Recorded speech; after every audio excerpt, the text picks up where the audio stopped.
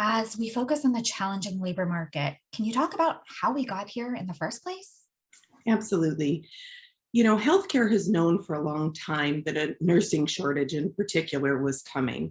I remember, talking about that 10 years, 15 years ago and looking at the demographics and what was happening with the nursing industry in particular, and just a lot of concerns about what are we going to do and how are we going to source nurses? How are we going to staff? What are we going to do differently? And it seemed like, as many things do in the country, we knew it was coming and we sort of buried our heads a little bit and didn't necessarily do the things that we needed to do to build up that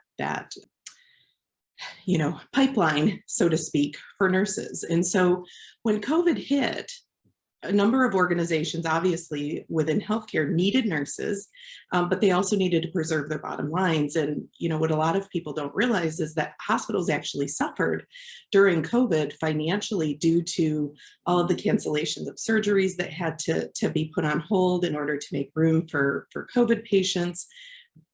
There was a lot of fear in coming to the emergency room and receiving other services. And so healthcare organizations were also faced with having to make some difficult decisions. And, as they look to reduce other non-essential roles within the organizations, a lot of that extra work fell to nurses. And with nurses, many of whom were already near or at retirement age, the fears and the unknowns with COVID really pushed a number of people to say, I think I'm going to retire early, right? Which exacerbated the shortage that we had, which has led to, some of the current crisis that we're seeing with the travel nursing agencies and just the very, very high cost of travel staff for not only nursing positions, but all clinical positions, as well as even, many organizations are having to outsource security or housekeeping or other functions where they can't hire people today.